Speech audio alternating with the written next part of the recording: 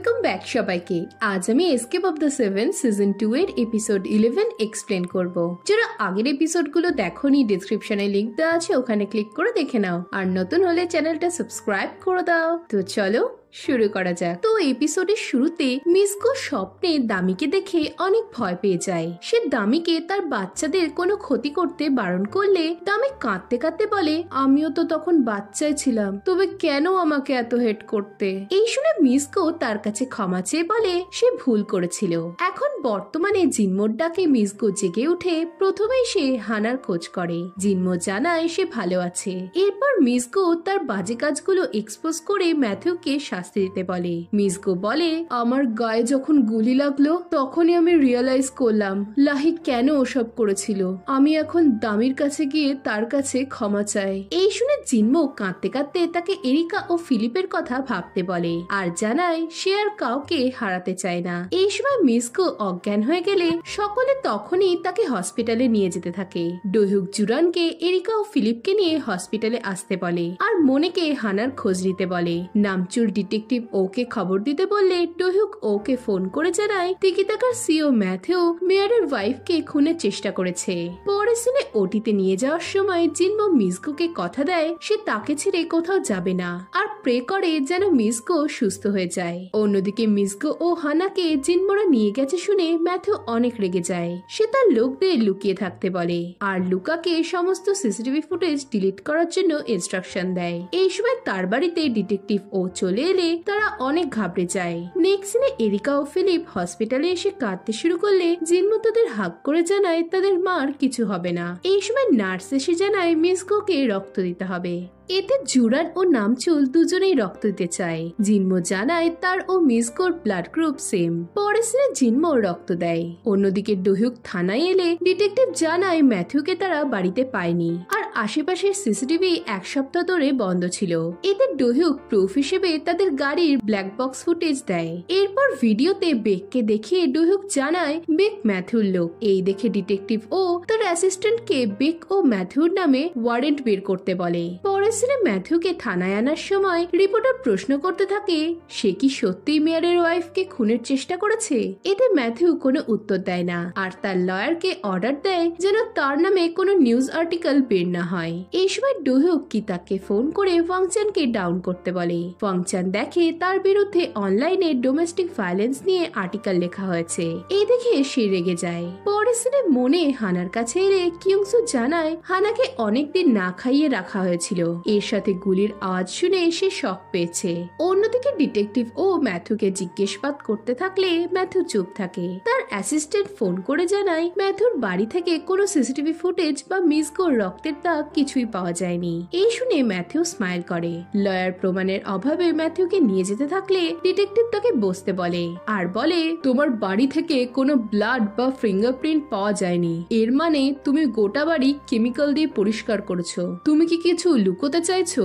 এই শুনে ম্যাথিউ তার লয়ারকে ওয়াংচানের থেকে হেল্প চাইতে বলে। এই সময় থানায় ওয়াংচানকে আনা হলে দুজনেই অবাক হয়ে যায় আর উপায় নেই দেখে ম্যাথিউকে ইন্টারোগেশন রুমে যেতেই হয়।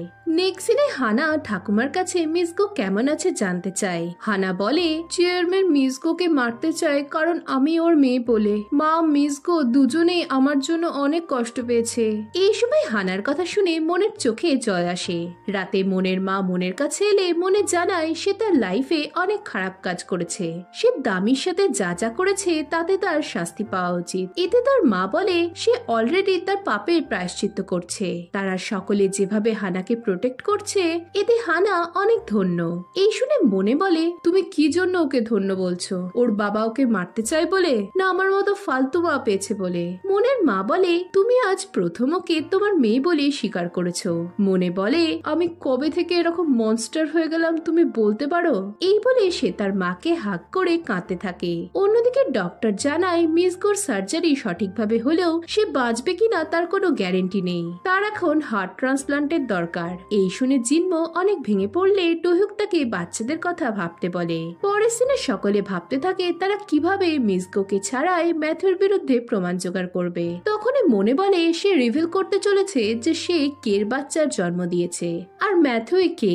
এই শুনে ডোহুক বলে সেও তবে রিভিল করবে যে সে সংচান গ্রুপের উত্তরাধিকারী। এসব শুনে নামচুল ও জুরান জানায় তারাও সবকিছু রিভিল করবে। জুরান বলে যদি মিসগো অন্যের বাচ্চাকে বাঁচানোর জন্য নিজের লাইফ ডেঞ্জারে ফেলতে পারে তবে আমরাও পারবো।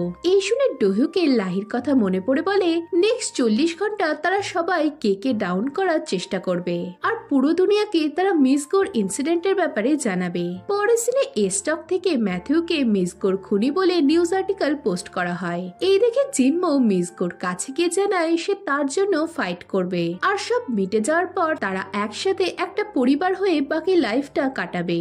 এই বলে জিনমো তার অফিসে গিয়ে গাগুকের ল্যান্ডের আসল ওনার হিসেবে ম্যাথুর নাম খুঁজতে থাকে। অন্যদিকে ডোহুক মিস ইয়াংকে বলে সে কি ম্যাথুকে হারানোর জন্য সংচানের পাওয়ার ইউজ করতে পারে। এতে মিস ইয়াং হেসে বলে এই সবই ডোহুকের, তাই ডোহুক যেন জুনসুকের কাছ থেকে তার মা বাবার মৃত্যুর বদলা নেয়। এই শুনে ডোহুক স্মাইল করে তাকে ধন্যবাদ জানালে মিসগো বলে তোমার কি আমাকে আন্ট বলতে অকওয়ার্ড ফিল হয়। এতে ডোহুক বলে আমি আর পালাবো না, এবার আমি আমার রিয়েল আইডেন্টিটিকে অ্যাকসেপ্ট করব পিসি। এই বলে স্মাইল করলে মিস ইয়াং খুশি হয়। এই সময় কিতাক এসে জানায় সে বেককে খুঁজে পেয়েছে। এই শুনে তারা তখনই সেখানে যায় কিন্তু বেককে পায় না। এই সময় বেক থানাতে লুকিয়ে ম্যাথিউর সাথে দেখা করতে আসে। ম্যাথিউ তাকে টাকা দিয়ে তার লয়্যালটি প্রুভ করতে বলে। পরের সিনে বেক এক মহিলাকে কিডন্যাপ করে গাংনাম স্টেশনের বাইরে লাইভ স্ট্রিম করে আর তার ওপর গুলি চালায়। এই দেখে ডোহুক অবাক হয়ে যায়। পুলিশ বেকের কাছে এলে বেক সারেন্ডার করে। অন্যদিকে ডিটেকটিভ ও ম্যাথিউকে প্রশ্ন করতে থাকলে ম্যাথিউ কেবল স্মাইল করে। এই দেখে ডিটেকটিভ ও তার ল্যাপটপে প্রমাণের ভিডিওগুলো চালাতে গেলে দেখে সেখানে কিছু নেই। সে তখনই হন্তদন্ত হয়ে বেরোলে দেখি ডিটেকটিভ ও এর অ্যাসিস্ট্যান্ট বেকের কাছে টাকা নিয়ে ব্ল্যাক বক্সের সমস্ত এভিডেন্স ডিলিট করে দিয়েছে। এদিকে ডিটেকটিভ ও চিন্তায় পড়ে যায়। সে ডোহুককে ফোন করলে জানতে পারে যে বেক একজনকে মারার চেষ্টা করে সারেন্ডার করেছে। এই শুনে ডিটেকটিভ চিন্তায় পড়ে যায়। বেককে থানায় আনা হলে সে জানতে চায় বেক কেন এসব করলো। বেক বলে সে গাগুক ডিস্ট্রিক্ট নিয়ে মেয়রের ওপর রেগেছিল, তাই সে তার ওয়াইফ ও তার সেম নামের এক মহিলাকে গুলি চালিয়েছে। এই শুনে ও তাকে মিথ্যে বলতে বারণ করে আর তার উপর চিৎকার শুরু করে। তখনই তার অ্যাসিস্ট্যান্ট এসে তাকে চুপ করায়। নেক্সট সিনে জিনমো সেক্রেটারি জানায় তারা কোনোভাবেই প্রমাণ করতে পারবে না যে ম্যাথিউ গাগুকের ওনার। এই সময় একজন এসে জানায় যে মিসগোর খুনি বেক ধরা পড়েছে। এই দেখে জিনমো অবাক হয়ে যায়। নেক্সট সিনে সকলে মিট করে। ম্যাথিউ যে ছাড়া পেয়ে যাবে এটা বুঝতে পেরে জুরান অনেক ভয় পেয়ে যায়। অন্যদিকে ম্যাথিউকে রিপোর্টাররা প্রশ্ন করতে থাকে মিন ডোহুক কেন তার নামে ফেক নিউজ ছড়ালো। ম্যাথিউ এর উত্তর ডোহুকের থেকে জানতে বলে সংচান গ্রুপকে ফেক নিউজ ছড়ানোর জন্য ওয়ার্ন করে। এই দেখে মিস ইয়াং রেগে যায়। তার সেক্রেটারি তাদের স্টকসের প্রাইস কমে যাওয়ার কথা বললে মিস ইয়াং বলে সে জুনসুককে শাস্তি দেওয়ার জন্য তার সমস্ত কিছু লাগিয়ে দেবে। এদিকে ম্যাথিউ গাড়িতে উঠলে দেখা যায় সেখানে ওয়াংচ্যান বসেছিল। জানা যায় ওয়াংচ্যান ডিটেকটিভকে ঘুষ দিয়েছিল আর সেই বেকের লাইভ স্ট্রিম করেছিল। ওয়াংচ্যান বলে সে ম্যাথিউর থেকে লুকা ও ডোহুককে চায়। পরের সিনে সকলে আপসেট হয়ে বসেছিল। ডোহুক প্রেস কনফারেন্স করার কথা বললে জুরান ভয় পেয়ে বলে তুমি শুনলে না, ম্যাথিউ ছাড়া পেয়েছে, ও কখনোই প্রেস কনফারেন্স হতে দেবে না। এতে ডোহুক জানতে চায় সে কি সত্যি বলতে ভয় পাচ্ছে। তখনই সেখানে মিস ইয়াং এসে জানায় সে ডিএনএ টেস্ট করিয়েছে আর সে শিগগিরই ডোহুকের আসল পরিচয় রিভিল করতে চলেছে যে সে চেয়ারম্যান সিমের ছেলে। এসব শুনেও জুরান ভয় পায় আর সে বলে তারা ম্যাথিউর চুল কালেক্ট করেছে আর তা দিয়ে তারা নিজেদের দোষ স্বীকার না করেই প্রমাণ করতে পারবে যে ম্যাথিউ হানার বাবা আর এতে ন্যাচারালি প্রমাণ হয়ে যাবে যে সেই জুনসুক। এই শুনে জিনমো এসবের মধ্যে হানাকে টানতে বারণ করে। এতে জুরান ভয় পেয়ে বলে এসব না করলে ম্যাথিউ তাদের মেরে ফেলবে। এরপর সে জিনমোকে বোঝাতে থাকে এত কষ্ট করে পাওয়া মেয়রের পদটা সে কি ছেড়ে দেবে। এতে জিনমো জানায় তার হারানোর আর কিছু নেই। জুরান বলে ওঠে তোমরা ভুলে যেও না আমরা জেজুতে লোকদের মেরে ফেলেছি। ম্যাথিউর কাছে এখনো সেসবের ফুটেজ আছে। আমরা যখনই সত্যিটা বলবো তখনই ও ফুটেজগুলো মিডিয়াতে রিলিজ করে দেবে। জিনমো আমি জানি তুমি মিসগোর ব্যাপারটা নিয়ে অনেক রেগে আছো, কিন্তু ঠান্ডা মাথায় চিন্তা করে দেখো তুমি জেল চলে গেলে এরিকা ফিলিপের কি হবে। এই সময় কিতাক তাকে থামতে বললে জুরান বলে তুমি তো কিছু হারাওনি, তবে তুমি আমাদের কষ্টটা কি করে বুঝবে। এই শুনে মিস ইয়াং তাকে থামিয়ে বলে এই সবকিছু তাদের জন্যই হয়েছে, তারাই কের মতো শয়তানের দলে নাম লিখেছে। এই শুনে জুরান জানায় সে আর তাদের মধ্যে নেই। এই বলে চলে গেলে নামচুলও তার পেছনে যায়। এই দেখে কিতাক হতাশ হলে ডোহুক জানায় তারা তাদের প্ল্যান মতোই কাজ করবে। পরের সিনে জুরান ও নামচুল রেস্তোরাঁয় বসে খেতে থাকে। নামচুল প্রশ্ন করে জুরান কি ডোহুককে না করার জন্য স্ট্রেসের মধ্যে রয়েছে।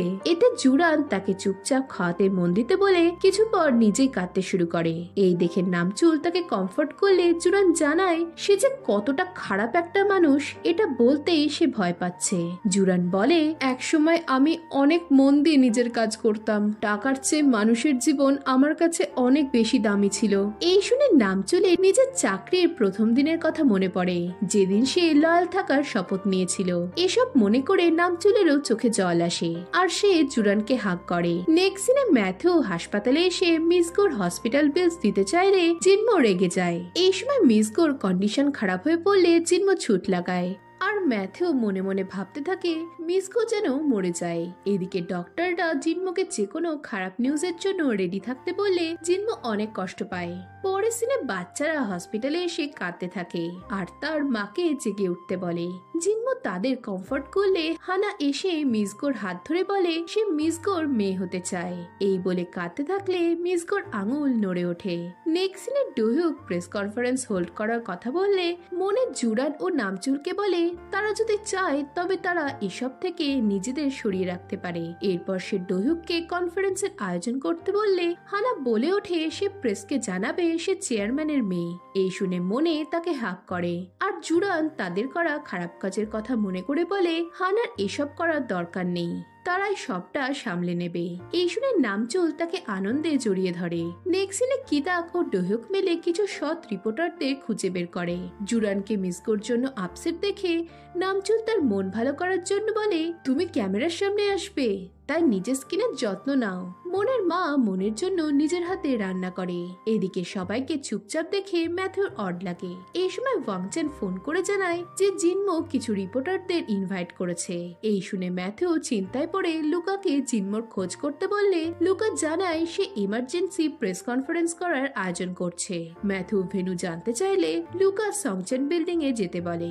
এই দেখে ম্যাথিউ লুকাকে ইনস্ট্রাকশন দেয় সে যেন সকলের ফোনে জেজুর ঘটনার ভিডিও সেন্ড করে। জিনমোকে ভিডিও পাঠিয়ে ম্যাথিউ তাকে ব্ল্যাকমেল করলে জিনমো তাকে পাত্তা দেয় না। এতে ম্যাথিউ বিরক্ত হয়ে বেরিয়ে পড়ে। পরের সিনে নামচুল ও জুরানের ফোনেও ভিডিও আসে, এতে তারাও ম্যাথিউকে পাত্তা দেয় না। অন্যদিকে মনে দামি ও লাহির কবরে গিয়ে তাদের কাছে ক্ষমা চায়। ডোহুক প্রশ্ন করে এসবের জন্য কি মনে কখনো রিগ্রেট করবে। এতে মনে হেসে বলে সে আর কিছুক্ষণ পরই মুক্ত হয়ে যাবে। পরের সিনে ম্যাথিউ ছুটতে ছুটতে সংচেনে পৌঁছলে মিসিয়াং তাকে আটকায় আর বলে সে ভুল ঠিকানা পেয়েছে, কনফারেন্স অন্য জায়গায় হচ্ছে। এই শুনে ম্যাথিউ রেগে যায়। অন্যদিকে কড়া পাহারার মধ্যে দিয়ে রিপোর্টারদের কনফারেন্স রুমে আনা হয়। এরপর কনফারেন্স শুরু হলে ডোহুক জানায় তারা আজ 7 বছর ধরে চলা মিথ্যের ওপর থেকে পর্দা সরাবে। সে বলে এই ঘটনা শুরু হয় আজ থেকে 30 বছর আগে, যখন চেয়ারম্যান সিমের বাচ্চা হসপিটালে বদলে গিয়েছিল। আমি হলাম চেয়ারম্যান সিমের বায়োলজিক্যাল সন। এই বলে প্রমাণ হিসেবে মিসিয়াং তার করা ডিএনএ রিপোর্টটা দেখায়। এই দেখে রিপোর্টারদের মধ্যে চাঞ্চল্য তৈরি হয়। একজন মনের এখানে থাকার কারণ জানতে চাইলে মনে বলে 7 বছর আগে আমি মিয়ংজু হাই স্কুলে বাচ্চার জন্ম দিয়েছিলাম। এতে রিপোর্টাররা হাঁ হয়ে যায়। মনে জানায় সে সিমজুন সোকের বাচ্চার মা, কিন্তু স্টার হতে চাওয়ার জন্য তাকে এই বিষয়টা লুকোতে হতো আর তাই সে দামির ওপর নিজের দোষ চাপিয়ে দেয়। এরপর জিনমো বলে তার ওয়াইফ মিসকো 7 বছর আগে মিয়ংজু স্কুলেই চাকরি করত আর সেই মিথ্যে বলেছিল যে সে দামিকে বাচ্চার জন্ম দিতে দেখেছে। আর জিনমো নিজের দামির ব্যাপারে ফেক নিউজ ছড়িয়ে টাকা রোজগার করার জন্য স্কারলেট লেটার বানিয়েছিল। এরপর জুরান জানায় সে দামির নামে ভুয়ো প্রেগন্যান্সি রিপোর্ট বানিয়েছিল। জুরান বলে সে যদি তখন মিথ্যে না বলতো তবে চেয়ারম্যান বাং কখনোই দামির হাত ছাড়তেন না। এরপর নামচুল জানায় সেই নেশার জিনিস দিয়ে লিহুইকে দোষী বানিয়েছিল। তাদের সবার বলা মিথ্যের জন্যই একটা সুন্দর ফ্যামিলি আজ পুরো শেষ হয়ে গেছে।